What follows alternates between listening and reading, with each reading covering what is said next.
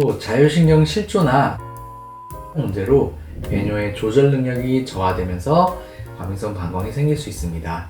안녕하세요. 소아로드의 사슴과 달 한의사입니다. 오늘은 과민성 방광에 대해서 말씀을 드려볼까 하는데요.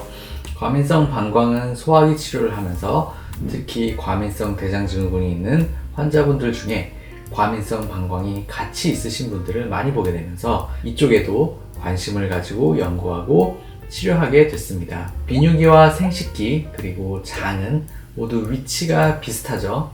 장은 물론 복부 전체에 위치하고 있지만 하복부에 이 비뇨 생식기와 장이 모두 밀집해서 분포하게 됩니다. 따라서 서로 영향을 주고받는 것도 많고 골반 내 문제로 모두 귀결된다고 할 수도 있습니다. 과민성 방광은 소변이 마려우면서 참지 못하는 요절박이 있으면서 빈뇨, 요실금, 야간뇨 등이 동반되는 질환을 말합니다.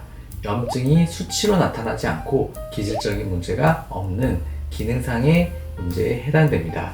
환자분들은 화장실에 자주 간다, 그리고 소변 마려운 것을 참기가 힘들다, 심한 분들은 소변 문제 때문에 밖에 나가기 힘들다, 화장실이 없는 곳은 불안하다 라고 할 정도로 고통을 많이 호소하십니다. 과민성 방광은 성인의 10에서 15% 정도 발병하는 비교적 흔한 질환이기도 합니다.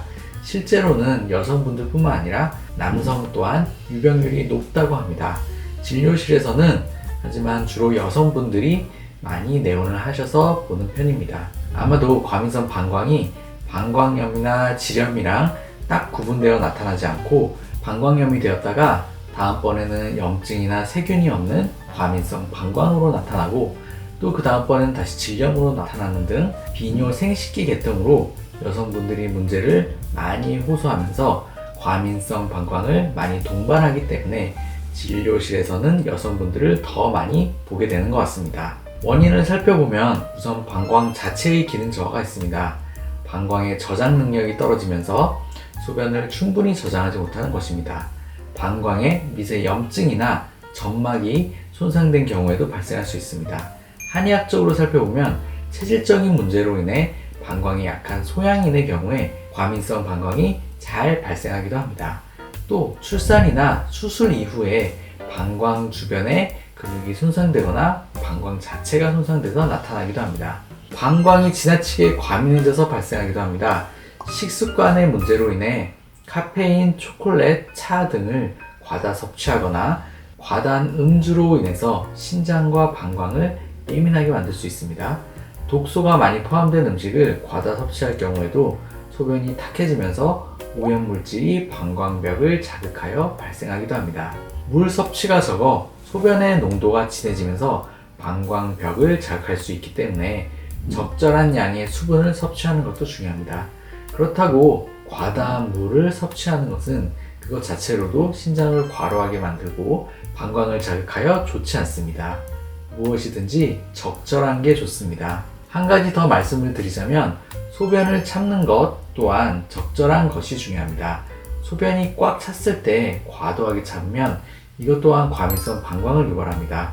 하지만 소변이 많이 차지도 않았는데 방광의 자극으로 화장실에 자주 간다면 일정 부분 참는 훈련을 하는 것도 좋습니다. 사람마다 다르긴 하지만 배뇨 시간을 기록해서 하루나 반나절에 몇 번 정도 화장실을 가는지 또는 몇 시간에 한 번씩 가는지를 체크해보면 그 정도를 알 수 있습니다. 또 자율신경 실조나 정신신경 문제로 배뇨의 조절 능력이 저하되면서 과민성 방광이 생길 수 있습니다.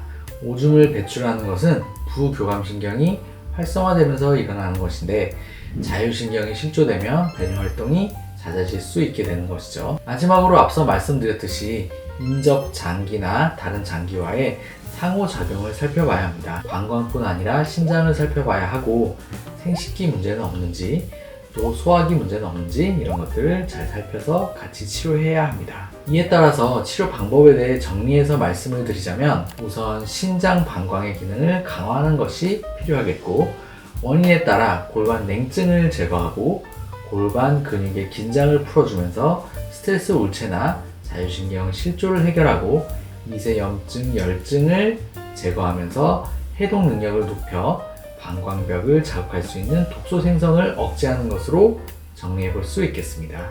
방광의 문제만으로 생각하면 해결되지 않는 경우가 많습니다. 골반의 전체, 그리고 자율신경 등 몸 전체적인 문제를 고려해서 치료하면 좋은 효과를 보실 수 있습니다. 오늘은 과민성 방광에 대해서 알아보았습니다. 그럼 구독과 좋아요 부탁드릴게요.